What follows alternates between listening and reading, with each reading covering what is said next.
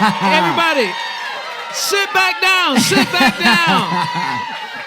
Hello, everybody, and thank you for joining us here in the BB King Lounge. I am Jason, your cruise host, sitting next to two absolute legends, and today, this is All Access Pass, and we are going to be discussing Mr. Don Cornelius, a tribute and a remembrance of, and Tony and I discussed, and we thought, who better than the man just over here to our right, your left. Big round of applause for the fabulous Peabo Bryson. Thank you, Jason. Appreciate you. Thank you. Thank you. People, thank you so much for being here. The honor is mine. We've done a tribute to my father for quite some time, and we thought that we would do something extremely special this time. And I wanted you to be that special person. You know what?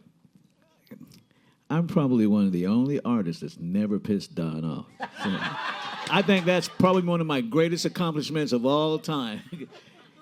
As you can imagine, your father was an imposing figure, not just physically, just his presence. And when you're an artist and you get your first chance to do a Soul Train date, you know, it's scary, and because you watch it on television and you get into it, but when you're standing in front of him and you're looking up at this man, and you go, and you're an artist, and you realize he actually likes you for some reason, and that's one of my greatest accomplishments. That your father and I never had a harsh word for each other ever, and that's quite an accomplishment in this business.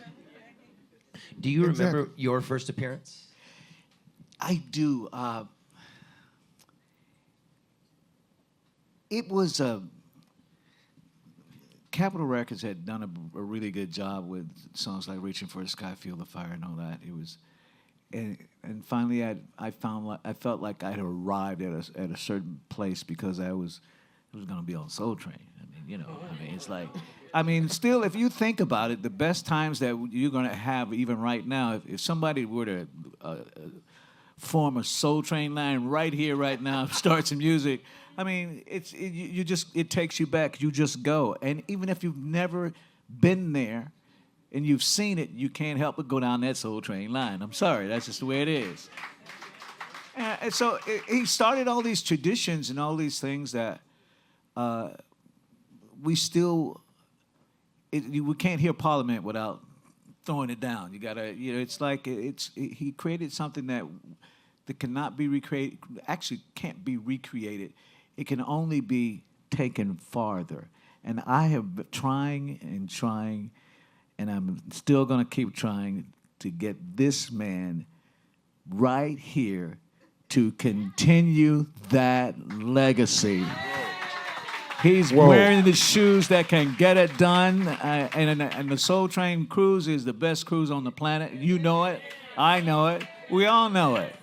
Anything Soul Train just is. It means something to us. It's like, what I admire about this audience the most is that you haven't forgotten our culture, that portion of our culture and all that kind of stuff. And when our culture is, we live in a time when our culture is so polarized and talked about in this way and shouldn't be over here and shouldn't be over there. It's no longer disposable as long as we can still form a Soul Train line. Well, people, listen, we've got, based on what you just said, we got a special surprise for you. What's that? So, ladies and gentlemen, I want you to focus on this monitor right here. Little something that might take you back. Absolutely. A couple of years. Absolutely. A couple of years as Dwayne sets it up. Now, this is we found some footage from back in the day. Ooh. Matter of fact, I think we have Reaching for the Sky. Yikes. And while they set it up, and feel free to run it whenever you have it, sir. As they set it up, when you first came in and met Don, what was your first impression of Mr. Cornelius? That he was bigger than life. It's like meeting P.T. Barnum or somebody. You've been to the circus 1,000 times, but you never met P.T. Barnum. Right? And you're standing in front of a legend, and he's looking at you, and you see admiration in his eyes for what you do. It's life-changing. I don't think you ever forget the first time you meet your father. I just don't think anyone ever forgets that. It's a validation that it's like winning a Grammy or an Oscar, that he sees you as you are and he invites you on that program. That was the pinnacle of success for any artist who looks like me. Well, listen, let's get to this video. They're striking it up. So we're doing this right now. We're doing this, Tony. Yeah, Come on. we're trying stretching to a buy little some. bit. We're buying some time We're buying right a now. little time. We're buying some time. They gotta turn it back on. Listen, he told me it would be ready when I said, Do you let's see go. how quickly I get And it's thrown not- under the bus? And it's not ready. You see how quickly I Okay. get thrown under Well, the I bus? thought you were here to keep us from going over, man. I am. Isn't that what he said? Yeah, it is. Now we're going to You go know? over. That's how it works. Exactly.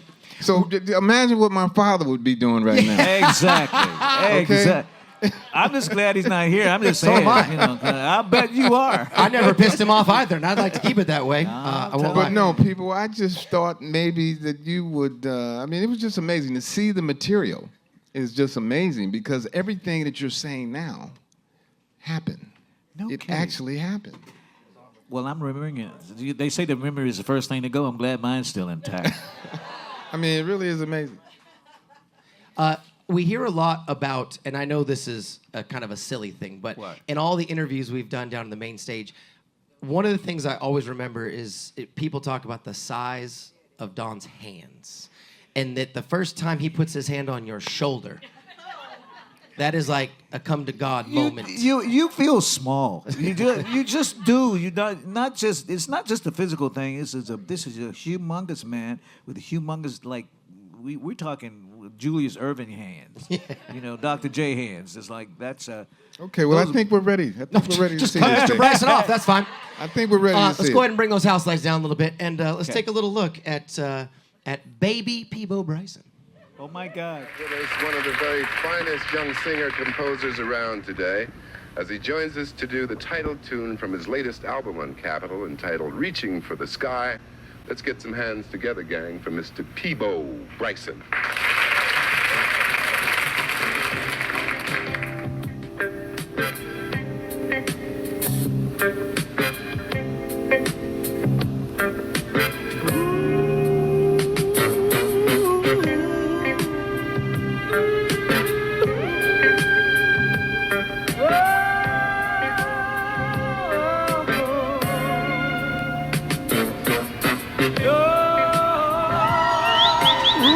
It's not the first time for us. We've both been there before.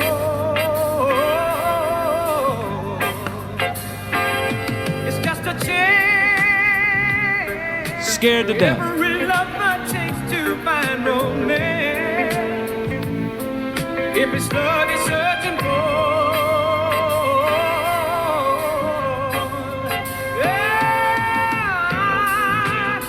That love will stay.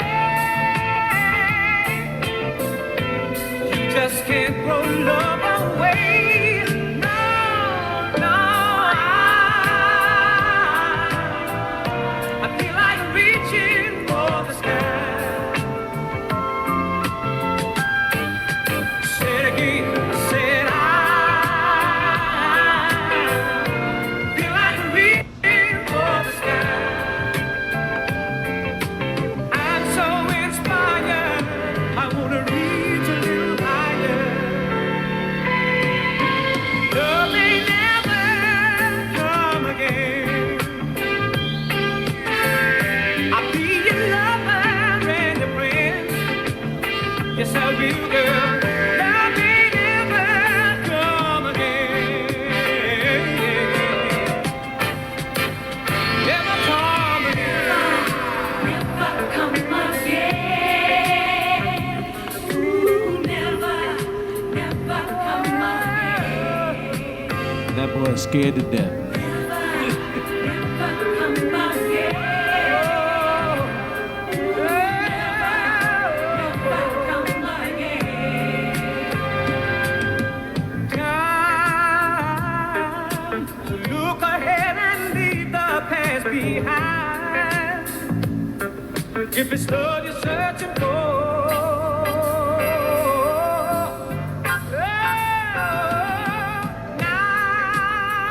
now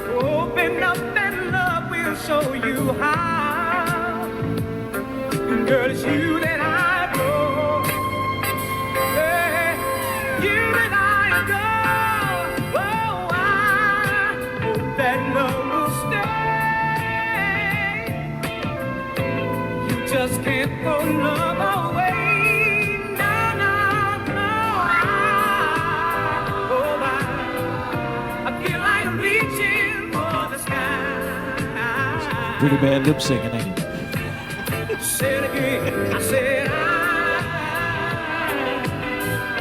I feel like reaching for the sky. Oh, I'm so inspired. I wanna reach a little higher. So they never come again. Be your love and your friend. Yes, I will, girl.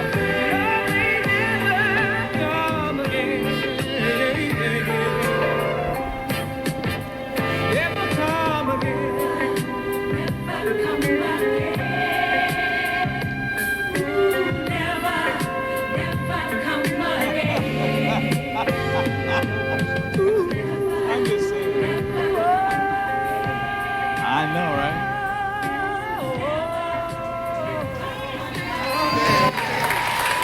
You have to forgive me. Mr. Peabo Bryson. Heaven knows, God knows, I was trying to fit into that huge moment. You know, and I wasn't always successful, as you can see. Started out all right.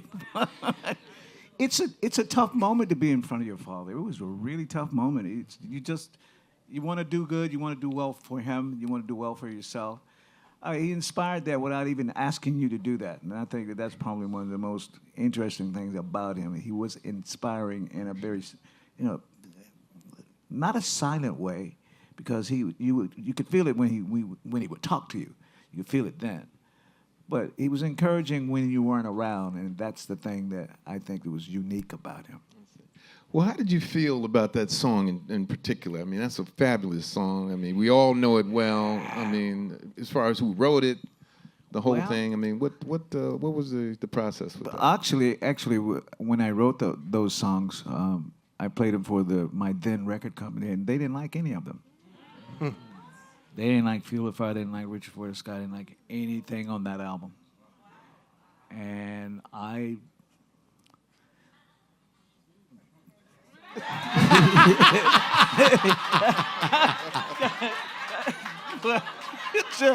Hey, I'm just saying, there comes a point, you have to believe in yourself. If you can't let anybody determine what your portion is going to be or should be or who you should be or what you should be doing. Just don't, and I think when you do Soul Training, you get to know Don Cornelius, you kind of take that attitude because you kind of get the feeling he wouldn't take any shit from anybody. It's like, and that's one of the things. So when you align yourself with people like that and they become friends, you kind of siphon off their strengths where you don't have it. So there's probably, if you have another video, there's probably a stark difference between that video and that lip sync and after I came back again when I was invited back. That's probably, and that's what I mean by siphoning off the strength that your father had that was inherent to him. And you have it too. That's why I keep trying to encourage you to do what you need to do. Well, every now and then I put my hand on his shoulder. He does. So he knows what it feels like. So anyway, but Peabo, I terrifying. just thought that was just a fabulous song. I mean, it's something that I feel it every time I see it. I appreciate it. It gives me chills, man. It was. I was trying to inspire people. You want to write something. It's like, at the end of the day, the greatest strength that we have is to reach for the sky, reach for that faith that is inherent in our culture, because it has sustained us through some mighty tough times. And we probably need it now more than we did then. So it's a song and its relevance, if it reminds us to hold on to that which we believe in, is always a good thing, is always inspiring. And if that music does that, then I've done my job and God smiles on me. And I find his favor. That's how I find God's favor. See, that's the interesting thing about talking to someone who's written a song, you find out exactly why they wrote it and what they were feeling. And I think my father understood that as well, Yes. you know, because he was reaching for the same thing you were reaching Correct. for, you know?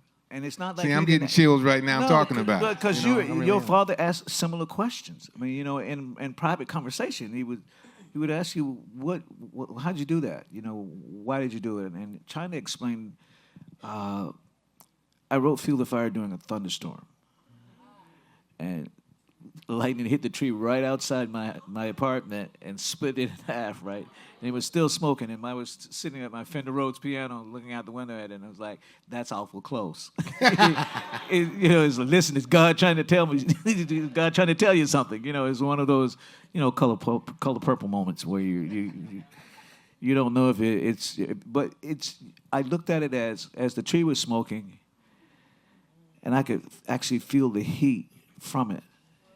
And I was like, okay, so it's not really about what you think it's about. It's actually about feeling the heat of the spirit, because the lightning missed me, but it gave me a reminder. It woke me up and said, hey, listen, I'm here, and I'm still in charge, and I led you to this place. Do what you have to do.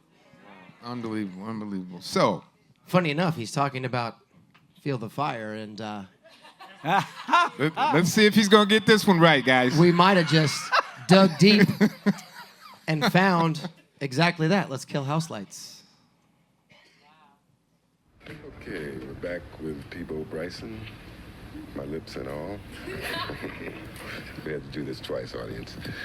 Good to see you. We've kind of been looking forward to it. The pleasure's all mine. We don't know a whole lot about you. Where are you from, Peabo? I'm from Greenville, South Carolina. And where do you make your home now? Atlanta. Uh-huh. How'd you start off as a singer and writer? Started off with, a local put-together group in high school. I was about 14. And went from that to a more prominent local group that had been out there doing it, start working for money. From that point to a more prominent local group that had done some records and that type of thing from that point. What made you decide to use L.A. as kind of a base for recording? As far as technical facilities go, I think L.A. is probably the strongest besides New York. Reaching for the Sky, does that have any special meaning for you? Sure, for me it does. It simply means for me that no one should ever be afraid to really reach for a star, because it can happen. Yeah. I have to ask you this because that way I know who you're shooting at. Who do you look up to as a singer? As a singer, Johnny Mathis. Writer? As a writer, Stevie Wonder. Yeah, you're reaching for the sky. You're gonna do another song from that album, right? Sure. Entitled? Feel the Fire. Okay, how about it for Peabo Bryson?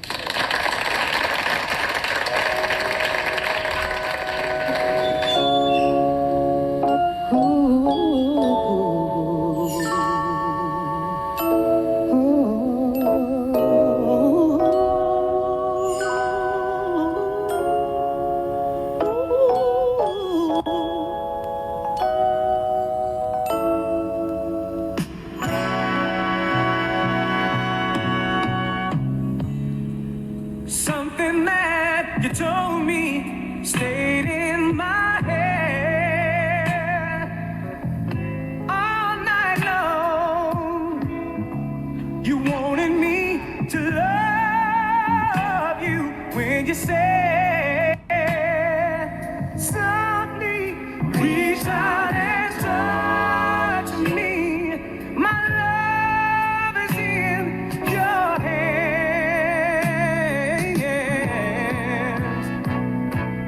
Feel me. I want to feel the fire again. Feel me.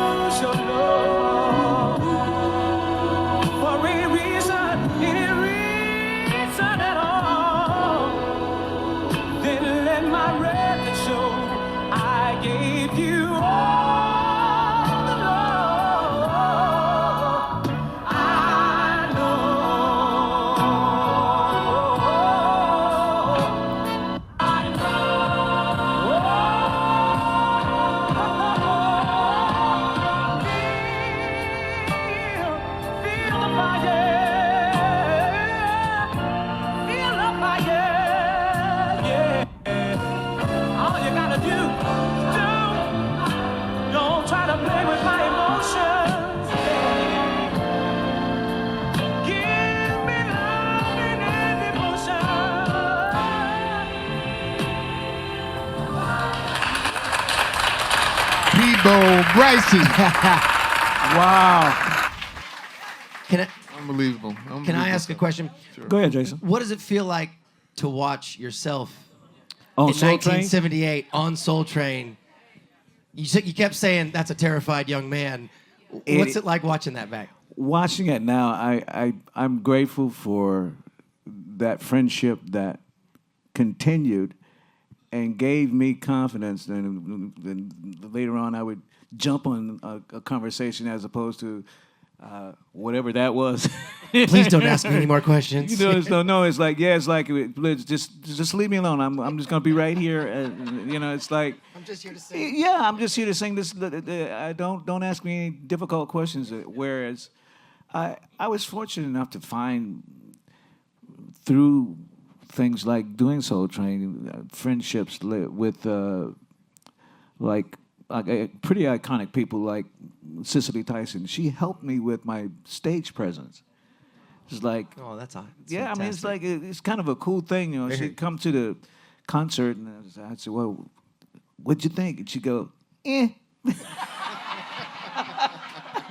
I mean, when a woman named Moses says, "Eh," it's a hurtful moment. That hits you in your soul a little Yeah, bit. it smarts a little bit, right? It would be.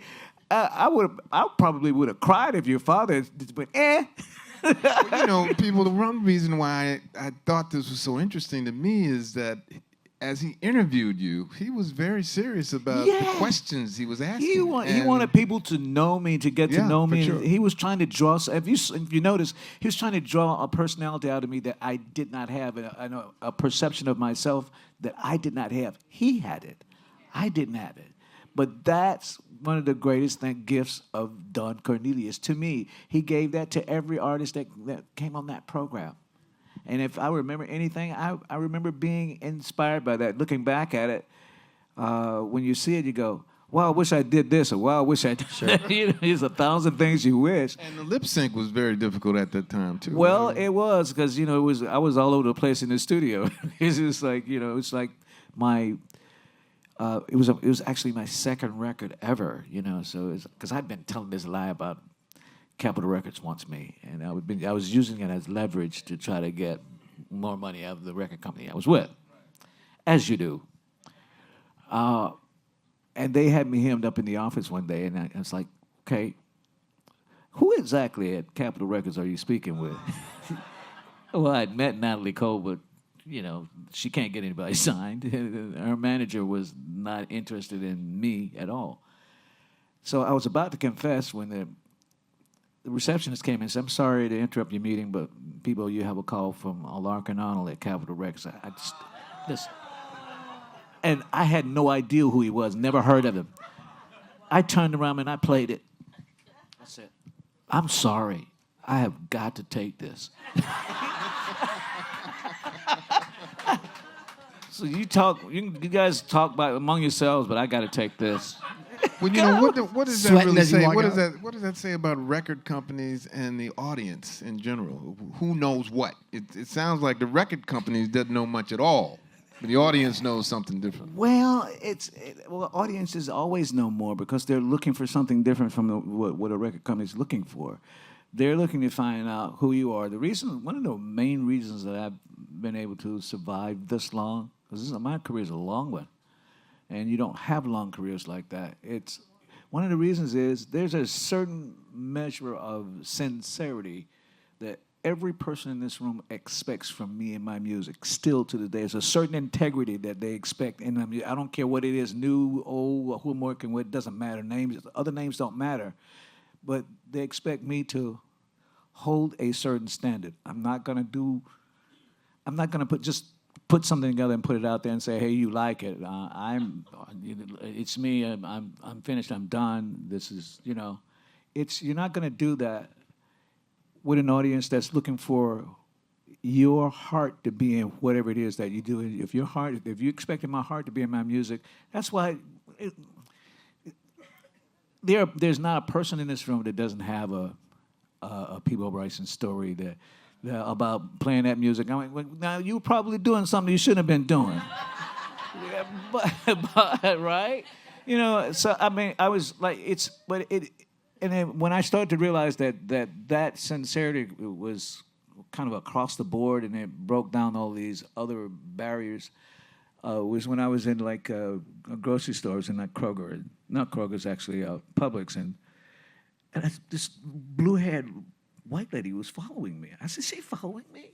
Like, I mean, that word. Now, my music was blasting on the Muzak system in Publix, but I mean, that's the Muzak playing. That's not me shopping for my groceries.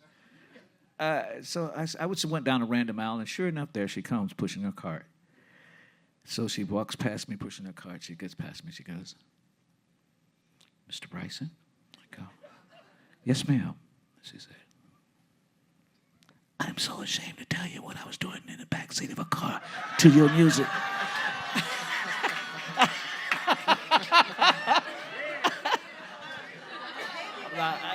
Yeah. I said, I have really crossed over now.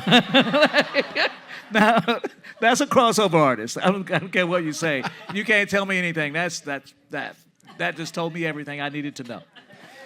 Music is so universal. You know, Yes, it is. It's transcendent. It really is. You know, and it's like, Jesus, when I was standing there in front of your father, I would have never tried to use a word like transcendent. Are you kidding? You know, you look like you're in control. To me, I mean, if we weren't sitting here listening to you say, "Well, I wasn't in control," it would be hard to believe. Really, I mean, that was one of the reasons for that. Is your father had a calming effect. He kind of knew when a deer was caught in headlights, and he would cuddle you along, and it's like that's as gentle as Don got to me. He didn't want you to fail in any way. He didn't want you to not be all that you can be, and that's again one of his greatest gifts that he gave like every artist. I mean, because I was not. I mean, I was worse than like Christopher Cross. Crying out loud! Christopher has zero personality on stage. He's a funny guy. I've interviewed him. I can attest to that. Oh God, one-on-one, he is hilarious. He is. The worst jokes I've ever heard were told to me by Christopher Cross. He stands on stage, he's not going to move 2 inches. Nope. Not 2 inches. But your father would inspire. I tell you what, Christopher Cross would probably have been a lot more successful if he had had the Don Cornelius experience, because you saw this is this lame guy here, man. You know, God, if it wasn't for the great music. It was interesting that I mean, obviously, me and my fathers had private conversations, Sure. and you were one of his people. You were one of his favorite singers, period, Exactly. in the world. Exactly. You know, and you guys had a greatest compliment. relationship. I mean, something that people don't really understand. Well, it's like when your father started to share personal things with me, I was like, that's a life-changing moment for a guy like me. You know, it's like when your father took me into his confidence and would just say how he felt. I said, for someone that big to trust someone like me that much was overwhelming. That's why I appreciate our friendship so much, because we have the same kind of friendship that your father that's and I the have. interesting thing, that Peabo does me the way my father used to do him. Correct. And I mean, seriously, when he talks to me, you know, I feel like, you know, like this, you know, even though I'm taller than he is. He's taller than me, bigger than me, but I go, still, what the are you things doing, he man? Says, it's the words he says, you know? What are you doing? I said, well, why are you not? Why are you not doing this? Why are you not doing that? What's wrong with you? What are you waiting for? Do you feel like in your world now that is part of Don's influence on you? Yes. And it also it definitely inspires me to keep after Tony about doing what he needs to do. It definitely does that. I'm not gonna ever give up about that, because here's the thing. Geez, they brought back nostalgia is in the best place it's been in a long, long time, and I think the moment's ripe for you to just claim that throne that's always been yours. I mean, it's not just me. It's like, you know, it's just not. Let me tell you what Cicely Tyson told me. She said, yeah. I said, well, what did I do wrong? She said, well, you had them and you didn't do anything with them. was like, well, you saw this, so you get where she's coming from. So, and so I asked her, so I tried to make some changes. Almost a riot out there. How did I do? I'm like, what do I do now? She said, they're waiting. What are you thick? What's wrong with you? They're waiting on you to tell them what to do. I didn't want to piss my audience off at all. I didn't want to ask him to do anything. As you see right here, I didn't want to ask anything too much of anybody in an audience. Like, they might run away and never come back. You know, that's the way. But your father changed my attitude about that. And being on Soul Train, as many times as I've been on it, changed my attitude. I mean, the Sicily helped, but beginning was there. You know, it's like those are things that you draw back on, because you don't draw back on the negative. You draw back on the positives, and that's what your father gave. Well, now you can see why we invited Peabo Bryson to do this, right? Hindsight, people, is always 20/20, obviously. Absolutely. If you look back on your time on Soul Train and your time knowing Mr. Cornelius, is there anything you look back on now that maybe you wish you would have been aware of then, that now is a prominent part of your life that you realize now and recognize as an artist and as a man?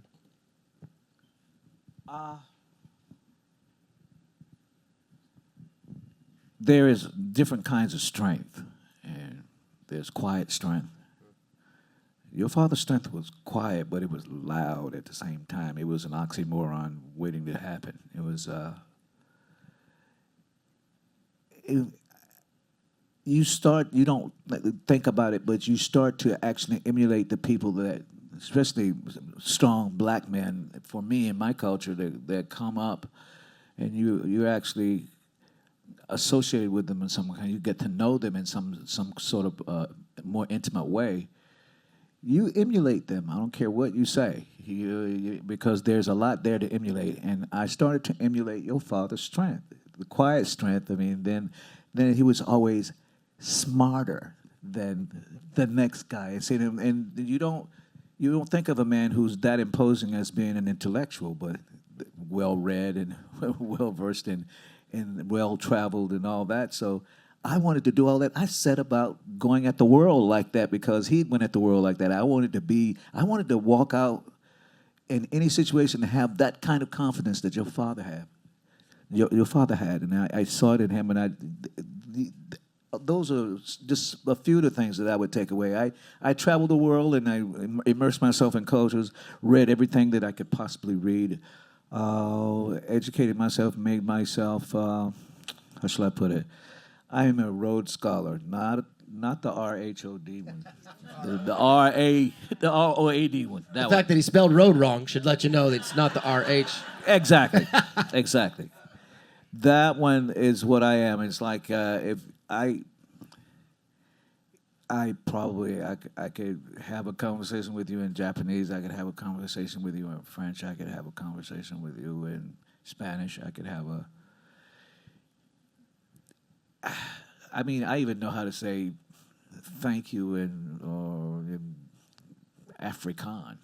You know, it's funny people saying this. There's one word in the dictionary that he said to me one time, and it blew my mind, and I'll never forget it. He said, we were having a light conversation, just a light conversation. Light conversation. And he said, existentialism. And I'm like, oh my God. I couldn't believe it. So he's telling the truth. It's like, listen, there's different kinds of existentialism, and it's like there is. I know y'all don't know what that means, so. Well, there's the Frenchman who they say is the father of it, but he's just a bitter man, and he only has two aspects of existentialism, and that is, you're born, you live, you die. You know, there's no spirit in his. Whereas Soren Kierkegaard, he added the spiritual to it, because everything in life is about getting you to a place where you will pursue the first commandment. You know, and there's the aesthetic, which is what you see that we like and what appeals to us. Then there is the how should I put this? There's the aesthetic, then there's the learning what right and wrong is. There's the ethical. So then you have the spiritual. And Kierkegaard's you do, but the Frenchman. But listen, people who have tragic lives are bitter people. I mean, you got to look at it. What's his name? Was the smartest man on the planet. I mean, he was the smartest man on the planet, but he couldn't wipe his own ass. And you're gonna be pissed off. Stephen Hawking. Stephen Hawking. Stephen Hawking. Which you can't take what he says as when he speaks of ideology or spirituality. You can't take it seriously because he's pissed off. And you got to understand that. When you're researching what you believe in and all that. I mean, there are different Christians. I mean, it's like there are the Christians that were in the Colosseum and said, I will denounce God for no reason at all. Just feed me to the lions if you just go ahead. I've stood over those bones personally, and it's palpable when you walk in there. And then there are the Christians that are Constantine's Christians, who were the beneficiaries of the spoils of war. It was really what, war decides what the history is. But you got it. Constantine was not a Christian himself. He was a pagan. So see how damn deep he can get? See that? Yeah. You see that? Well, I mean, it's see like... That? You see that? I got to stop him right now. Yeah, it's like paganism. I mean, he'll go to the moon on you. Well, I mean, that's okay. like... But I love it. That's what I love about people. All I got to say, I got one thing to say to you in Latin today. Tempus fugit. Pretty sure that's an insult for you, Tony. No, time is short. Time is short. Do what you got to do, man. Will you encourage this guy to go ahead and take that just one time? I don't care if it's just a special. If it's just a special. All access pass is almost over now, right? See, no, I'm just saying, man. Too much pressure on me. It's putting too much pressure on me. But no, I to be perfectly honest with you, man, I love you to death, and everything you say to me, I take it and I run with it. I'm serious. So don't ever believe that I don't. I'm just saying. That's why I mentioned the word existentialism. Okay, you said that to me, 4 Soul Train cruises ago. Existentialism. Okay, and that's that. I don't want to be the one to break up the party. Stop it, Jason. Stop it. Yes, you do. Break it up. Well, you got a show in a few minutes. Oh yeah, he got work. we got to work. Yeah. Oh, you've got a minute yet, Mr. I do have a minute. So take it away, Jason. Obviously, and I'd like Tony to close it out, but I know that, speaking uneducatedly from this end, Don Cornelius means something unique to a lot of you as well. Correct. All of you have your own interpretation, your own understanding, and your own set of history watching the show, and whether personally knowing the man, which some of you do, I know that for a fact, or watching him on TV. But Tony, I would like you, with all due respect to people, I'd like you to take us home here by talking for a moment about your father from your perspective. Were you scared of him too? Of course I was. I feel better now. Yeah. But no, he does that to me sometime during these. He tries to avoid it. He wants to put it on other people. Like, people tell us about my father. And there's 3 words that I go to, my go-to words. And that's what it's all about. And that's why we're here. And those 3 words are love, peace, and soul. Thank you so much for coming down to be with us, everybody. We love you. On behalf of Peabo Bryson, You did it. Tony Cornelius, I'm your cruise host, Jason. Have a great afternoon. We'll see you tonight. Thank you guys for coming.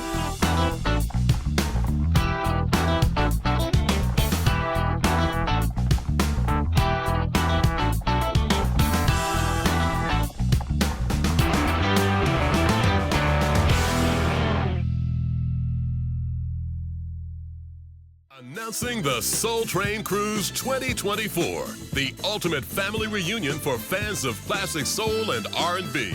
Groove to over 50 live performances from Boys to Men, The Temptations, War, Stephanie Mills, Tower of Power, The Manhattans featuring Gerald Alston, Melba Moore, The Dramatics featuring L.J. Reynolds, The Miracles, Radio, The Urban Guerrilla Orchestra, Bobby Wilson, cruise host Tony Cornelius, and many more. Plus, go behind the scenes and get to know the artists at celebrity interactive events, including panel discussions, artist Q&As, and more. Departing from Fort Lauderdale, January 27, 2024, this 7-day voyage will sail in the luxurious Holland America Line New Amsterdam and stop in Tortola and St. Martin. Enjoy fine dining, sun-soaked tropical destinations, non-stop performances and events, dancing till dawn, and more. Soul Train Cruise sells out every year, so don't wait. Come celebrate the good life aboard the Hippest Trip at Sea.